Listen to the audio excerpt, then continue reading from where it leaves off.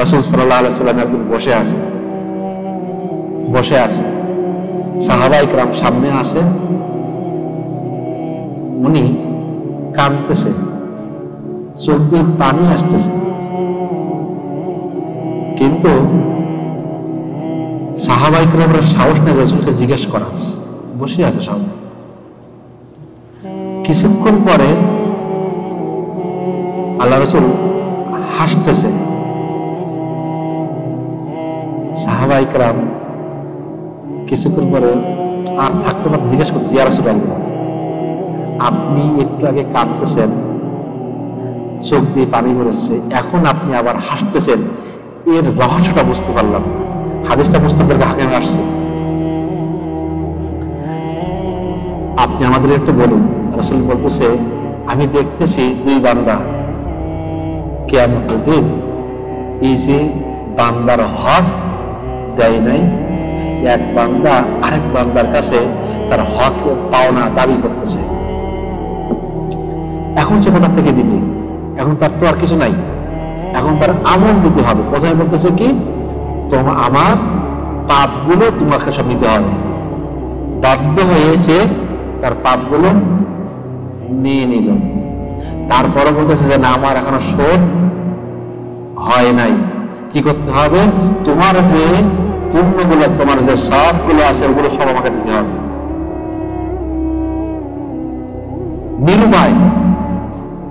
নিরুপায় হয়ে দিয়ে দিল। তাহলে ওনাকে এখন এই পাপ ছাড়া তার কাছে যাররা পরিমাণ নাই। আল্লাহ রাসূল তখন কাঁদতেছে, দেখতেছে যে কি ঘটনা ঘটতেছে।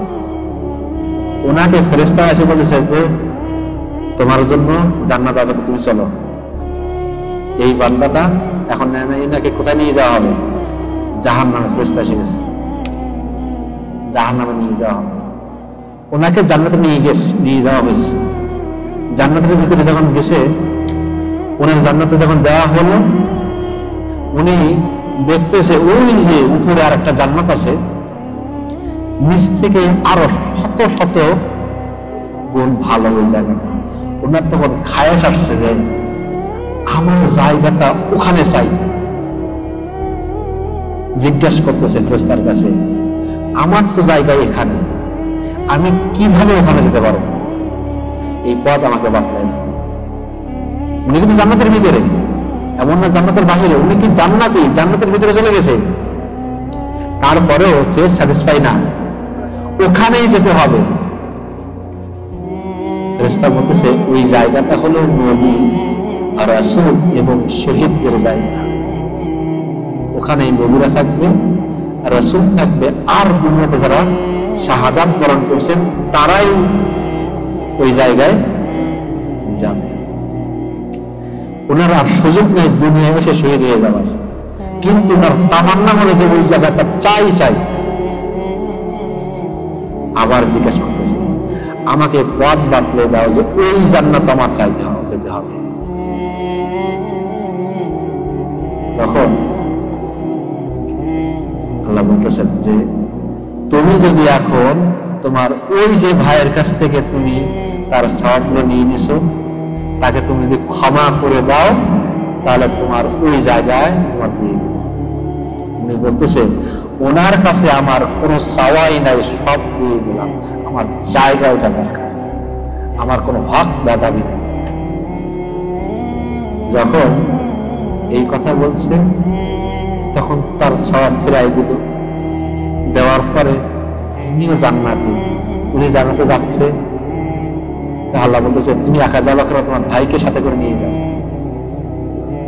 উনি আসছে, ওনার হাত ধরে নিয়ে যাচ্ছে কোথায়? সেই জান্নাতে। এই দৃশ্য যখন দেখতেছে আল্লাহ রাসূল তখন হাসতেছে। সুবহানাল্লাহ। তা আমাদের শিক্ষা কি এখান থেকে? আমাদের মানুষকে ক্ষমা করে দিতে হয়। আল্লাহ রাসূলের একজন সাহাবী জান্নাতি, রাসূল বলতেছেন এই সাহাবী জান্নাতি। অন্য সাহাবীগুলো জিজ্ঞাসা করতেছে তার আমলটা কি, খুঁজতেছে আমলটা কি, আমল কি কারণে, সে আমাদের মতন, আমরা যা করি তাই করে সে, কিন্তু আল্লাহ রাসূল তাকে জান্নাতি বলছে, খোঁজ করে করে পায় না। ওনার কাছে গেছে, জিজ্ঞাসা করতেছে, আল্লাহ রাসূল বলছে আপনি জান্নাতি, আপনার আমলটা কি, এত কি আমল করেন যে আমলের কারণে আল্লাহ রাসূল বলছে আপনি জান্নাতি, একটু আমাদেরকে বলে দিন।